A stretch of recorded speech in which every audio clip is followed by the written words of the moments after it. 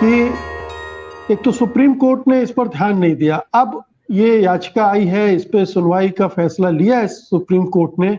ये जो पड़ाव है इस पूरे मामले का, वो कितना महत्वपूर्ण है? देखिए, बहुत ही महत्वपूर्ण है मुकेश जी। अगर मैं शुरुआत से शुरुआत करूं तो सबसे पहले ये कहना चाहूंगा कि निर्भया के बाद जो क्रिमिनल लॉ अमेंडमेंट एक्ट आया 2013 में, उसमें 354 के मुकदमे ऑफेंसेस हों या 376 के हों या एसिड अटैक के हों, उसमें सजा को कड़ा किया गया। और कड़ा इस तरह किया गया कि अगर गैंग रेप की मैं बात करूं 2013 के क्रिमिनल लॉ अमेंडमेंट एक्ट में, तो उसमें उम्र कैद है और उम्र कैद टिल लाइफ की सजा का प्रावधान है। एक तरफ तो आप महिलाओं पे बढ़ते हुए अत्याचार पे, बढ़ते हुए जुल्म पे रोकने के लिए पार्लियामेंट नए कानून लेकर के आती है, और दूसरी तरफ आप जिस तरह से जघन्य अपराध हुआ 2002 में, गोधरा राइट्स जो रहे गुजरात में, जो एक स्वतंत्र भारत में सबसे भयंकर, अगर सिख राइट्स के बाद अगर किसी राइट्स को मैं मानूं तो ये हो, और मानवता के तार छिन छिन हो गए। अगर उसमें सुप्रीम कोर्ट ने कहा कि स्टेट गवर्नमेंट इनकी पिटिशन को सुनवाई करे और जो निर्णय लेना है ले सके, मुझे लगता है ये अपने आप में एक बहुत बड़ा विरोधाभास रहेगा कि एक तरफ तो आप जघन्य अपराध को, महिलाओं के प्रति होने वालों को सजा को बढ़ा रहे हैं, और दूसरी तरफ रिमिशन की एडवांटेज लेते हुए, अगर एक बीच में ये चर्चा भी उठी कि वो बीजेपी के एमएलए थे या नहीं थे, लेकिन जब सरकार ही बीजेपी की है तो उस दो एमएलए के होने या ना होने का ज्यादा असर नहीं पड़ता। अगर राज्य सरकार ने इस बात का निर्णय नैतिक तौर पे ले लिया था कि उन्हें रिहा किया जाएगा, तो 11 सदस्य जो कमेटी बनाई गई, उसमें एमएलए होना या ना होना कोई बहुत महत्वपूर्ण बात नहीं उठती है।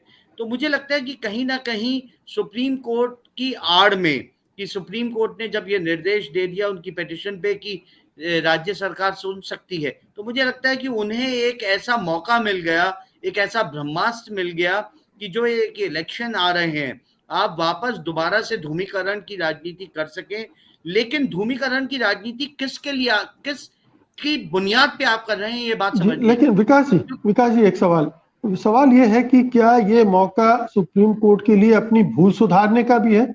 क्योंकि उसने जिस तरह से ये एक तरह से छूट दे दी, एक तरह से अनुमति दे दी राज्य सरकार को कि आप इसका फैसला कर सकते हैं, जबकि इसमें जिस राज्य में इस मामले की सुनवाई हुई थी, वहां उस राज्य की सरकार को ये अधिकार होना चाहिए। पहली बात तो ये है।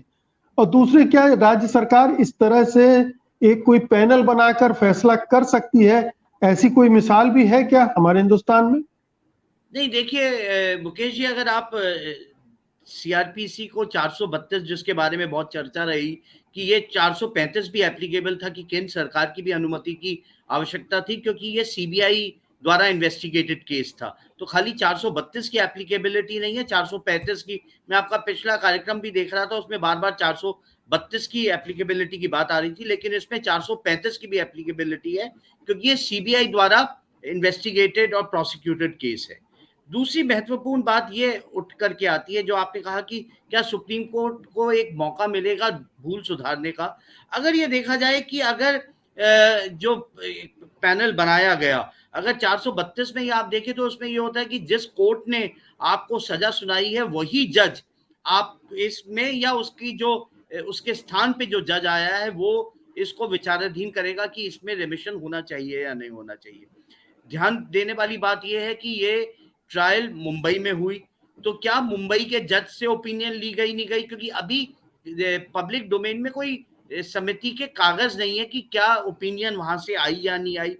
या तो एक गलती अगर ये हुई है कि ये जो एक प्रक्रिया है, जो 432 का प्रावधान है, अगर उस प्रावधान को फॉलो नहीं किया गया है तो सुप्रीम कोर्ट इसको रिवर्सल कर सकती है।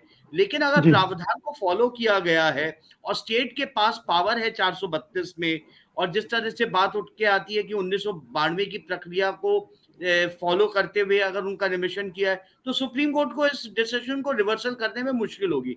लेकिन महत्वपूर्ण बात ये उठ करके आती है, वही बात सुप्रीम कोर्ट को भी दोबारा सोचने की है कि क्या आधी देश की जनता पे जो महिलाएं हैं, क्योंकि ये कोई मुस्लिम और हिंदू की बात नहीं है, ये नारी के उत्थान की, नारी के रक्षा की, नारी के अधिकार की बात है, क्या जी उसका उल्लंघन किया गया है या जी नहीं, ये एक नेशनल डिबेट उठ करके खड़ी होनी चाहिए।